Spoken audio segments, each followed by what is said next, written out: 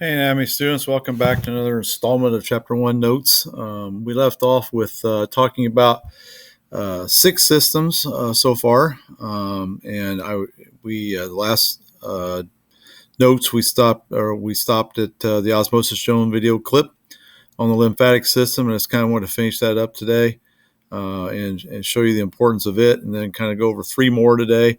Is my hope. And by the way, because it happens all the time, if my video goes off, hopefully you can still hear me. We're just going to keep on going because my video kind of comes and goes. I don't know what's going on with it. I have to figure that out tomorrow. But so the lymphatic system moves fluid in certain large molecules from tissue spaces around the cells. It also helps move fat out, nutrients to the blood. But the main thing is the immune response. As you saw from the video clip, its main role is fighting off infections in the body. So that's why sometimes, you get swelling. I talked about the golf ball size thing I had. Sometimes you get swelling underneath the jaw and the armpit and places like that. It's always good to get that looked at. But your immune system is critical to fighting off all kinds of bacterial infections and other things in our body. So pretty good system to kind of pay attention to. It is part of the circulatory system because without the circulatory system, we can't move stuff around. And that's what it does. Whether we're doing defense things or moving things from tissue spaces, we got to have that function in the lymphatic system. So that's why we kind of threw it in with the circulatory system as part of it. Okay, let's talk about the respiratory system for a second. I'm not going to spend a ton of time on it. We'll get it later on, second try. Mainly your lungs, but also your trachea, your bronchial tubes, your alveoli, as you see on the screen, which are tiny sacs that exchange oxygen and carbon dioxide in the blood. So let's kind of take a look at that, the lungs for just a second. You can see in the picture an infant, an embryo. You can see the lungs right here. Starting to develop. You also notice the right lung's a lot bigger than the left lung because most of your heart sits on the left side, takes up that space. You also see the trachea over here, your air tube going down and inflating those lungs and exchanging that O2 and CO2 in the bloodstream. Really important to understand that the lung tissue is a very fragile tissue. It almost looks like a piece of styrofoam when you look at it. It almost looks fake.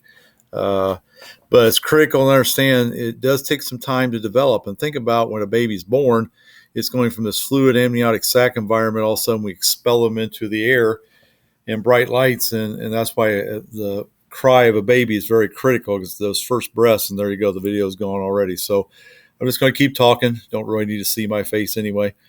But it's critical that those premature babies they stay in the ICU a lot of times because they're preemie units because their lungs are still developing. In fact, we're saving a lot more of them today because they actually have a fluid they actually can shoot into their lungs and keeps holes from developing in really, really premature babies and keeps those lungs developing the rest of the way. And sometimes, expectant moms, if they know they're going to deliver early, premature delivery, then they'll actually get them on steroids and get those lungs sped up a little bit in the development area. So really crucial part of a baby being born, those lungs working.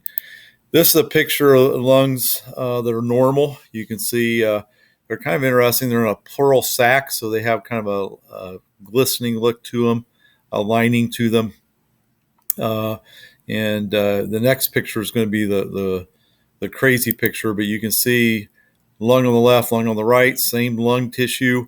Just of a non-smoker and a smoker. And what's crazy, this is like a 65-year-old on the left and like a 30-year-old smoker on the right. So, you can't emphasize enough not to smoke. And you see all that black tar nicotine build up in there. This is a tumor in the lung. You can see this growth. It's not supposed to be there.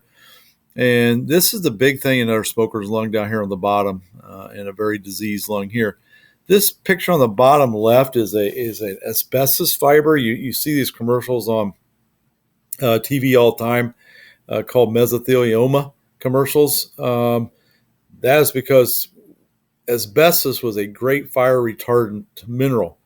And we put them in brake pads and ceiling tiles and all kinds of things. And then we figured out they weren't good because people that worked in those industries made brake pads and made ceiling tiles that when that frays and gets in your lungs, it stays there and gets stuck. And then all this stuff around it, the red blood cells and these big purple dots or the white blood cells, trying to kill it, you can't.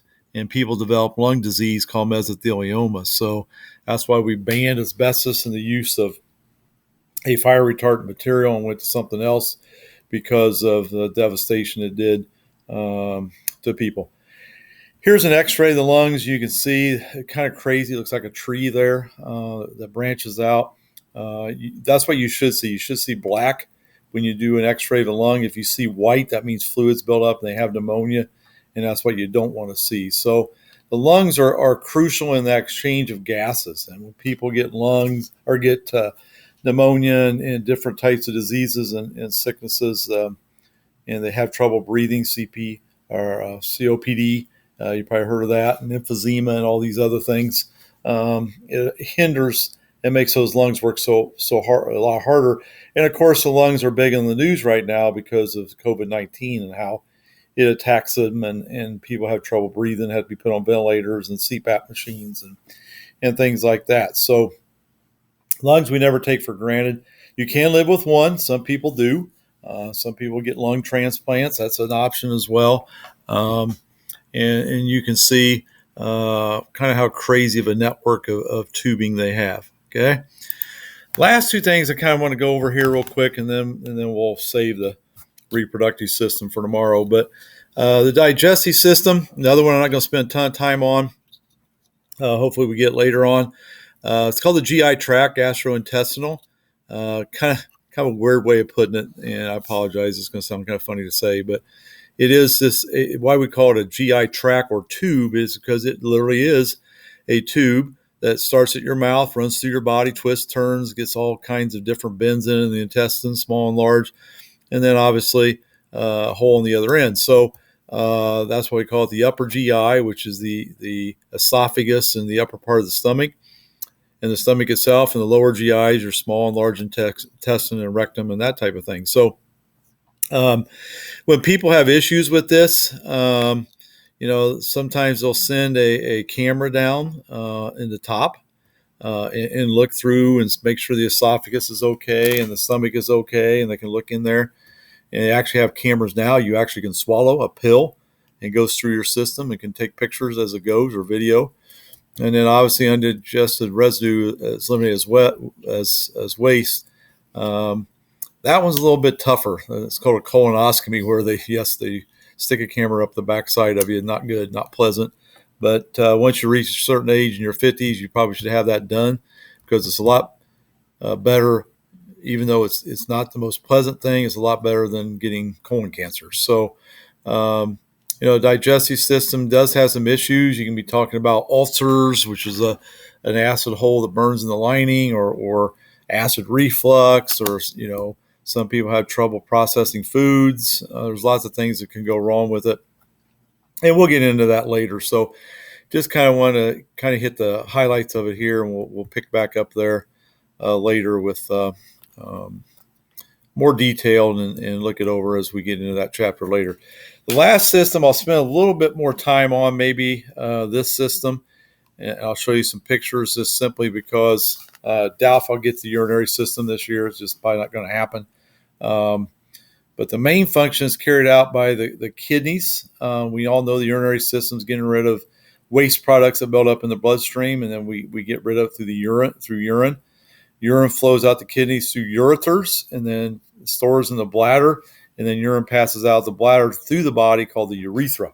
And it is true, and guys, make sure you pay attention to this. This is an important note to understand is our obviously urethra is a lot longer than women. Women do go to the bathroom a little bit more. So if you're on a road trip and you're complaining because your girlfriend or wife is needs to go to the bathroom more, it's because their urethra is a lot smaller and their bladder is smaller. Then you put a pregnant lady in a car, and then it's going to be worse because the baby's sitting on top of the bladder. So understand that is the main function of it, is to get rid of those wastes. It also maintains electrolytes and water and things like that. So it does do some things like that. You can live with one kidney. A lot of people do. Some people even donate one of their kidneys to somebody else. Um, Extremely important organs because, again, you can't, you're basically poisoning yourself with waste if these kidneys can't get rid of it. So if somebody whose kidneys have shut down, they got to be put on dialysis where you run your blood through a machine and clean it and put it back in you. It's very, very disabling. So something we should never take for granted is the urinary system and what it does for us. And I'll show you some pictures here. There's a picture of the kidneys, kind of shows you the size. Not huge. The bladder's in between here. This is the urethra coming out. The ureter's up here. If we have time, we might go over some of this a little bit and some other things. But um, it's just kind of a crazy system, and um, one that sometimes we do have some issues with at times, but for the most part, it works out pretty good. This is also a picture you can see kind of the some other parts of the body as well. So um, that's 9 of the systems. There are 10. The reproductive system is going to take me a little longer to go through. We'll talk about the male and female system tomorrow, and and then we got to go over some body directions and some things like that, some directions of the body. So we'll probably get through notes this week, and then next week, first of next week, we'll have a test over all this stuff. So just kind of want to get those in today. On Google Classroom are some, I think there's 13 directional terms that we are going to go over in class and go over in notes. Check those out. I have a quiz made for you. I put them on there. Study those on Thursday. We'll take a quiz over those 13 times. It'll be 13 terms. It'll be a matching thing. So sometime in the next couple days, you need to look those over. Most weeks we will do a term quiz unless we have a test that week. Then we do not do term quizzes. So on the off weeks, I always like to throw some terms because that is a heavy, big part of anatomy is terminology and understanding where to go. And these directions are extremely important because we got to understand them. Even when we dissect and do things like that, we got to make sure we know what direction's what. And we're going over muscles or bones or whatever. So that should be it for now. So put some more notes on tomorrow. Have a good week and stay safe out there. We'll see you later. Bye.